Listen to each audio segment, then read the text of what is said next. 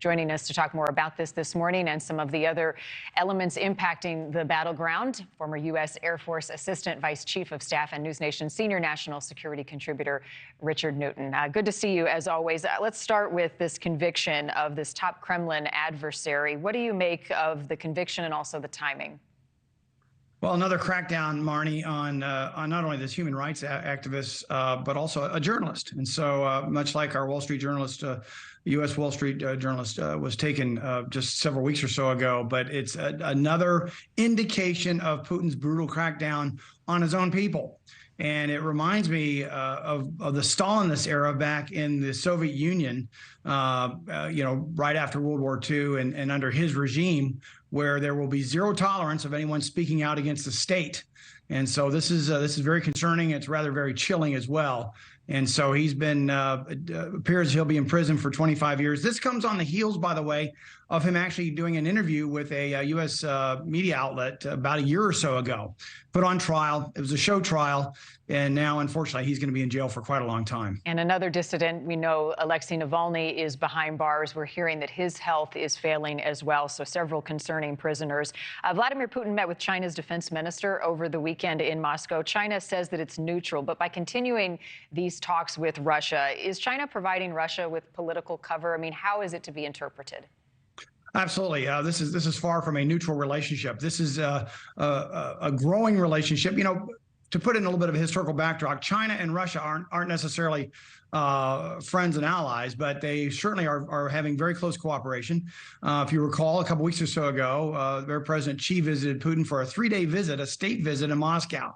And so, indeed, this is a follow-up to that visit. Their Minister of Defense is now meeting with Putin. We'll also meet with senior Russian officials as well. And so there's political cover here. There's political relationship growing. There's also fueling, a closer cooperation in terms of joint military exercises.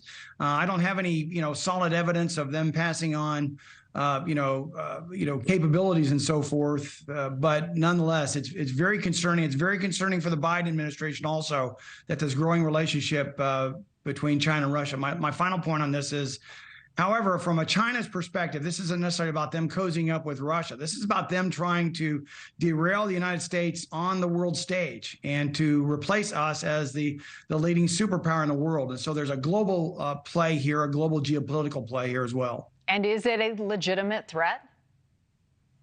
Well, it's certainly a legitimate threat from them, Russia and China partnering up. And I'll give you a case in point.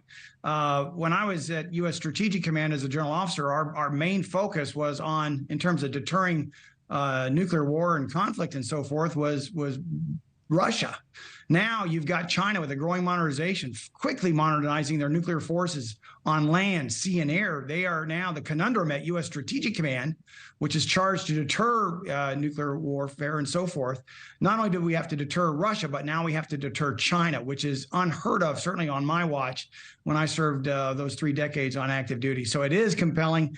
It's frankly, there's a huge conundrum here from a strategic modernization aspect. And their military has grown and the capability leaps and bounds. Some positive news, this headline, 100 Ukrainian prisoners released from Russia. It included soldiers and also border guards. It was part of a POW swap. Does this signal something more? It does not. They did this last year. In fact, you and I might have been on air when we talked about this back in April during the Orthodox Easter Sunday, which I think occurred just yesterday. And so there are also Russian prisoners who will be swapped as well. We don't know the number, but it's good news, certainly for those 100 Ukrainian families and so forth. But it does not necessarily compel us to think that there is a warming of relationships or the war slowing down. The conflict and certainly the ground battle continues to wear on, Marni. That war of attrition becomes even more bloody, but at least we had one day where there is a bit of good news of this exchange of prisoners. Yeah, well, that happened, and then at the same time, there was another deadly airstrike. About a dozen people or so were killed at an apartment building in Ukraine. How soon before the Patriot air defense systems that the U.S. trained Ukrainian soldiers are put into action on the battlefield and can take down these Russian drones? Well, they're on their way. The Ukrainian contingent of 65 soldiers have completed their training at Fort Sill in Oklahoma. They are now in Europe. They're conducting more operational training on both the U.S. variant of the Patriot defense system, but also Germany and the Dutch have also offered up their Patriot battery as well. So they're getting trained operationally. There's slight differences and variations between the U.S. and the German and the Netherlands Patriot system, but nonetheless, this is good news. By the way, here's an interesting thought as I was doing some research on this.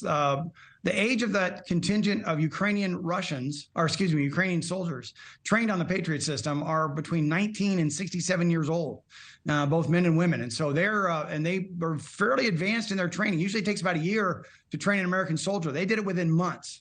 And so now they're in Europe. They're waiting for the Patriot batteries now to show up, but they'll get a little bit more operational training. Then I expect to see them hopefully in the next several weeks or so on the battlefield. Yeah, no expedited learning process. They were a quick learn. Great to talk to you as always, General Newton. Thank you. Thank you, Marni. Good morning. Thank you for watching. Go to newsnationnow.com to find NewsNation on your television provider. And don't forget to click the red subscribe button below to get more of NewsNation's fact-driven, unbiased coverage.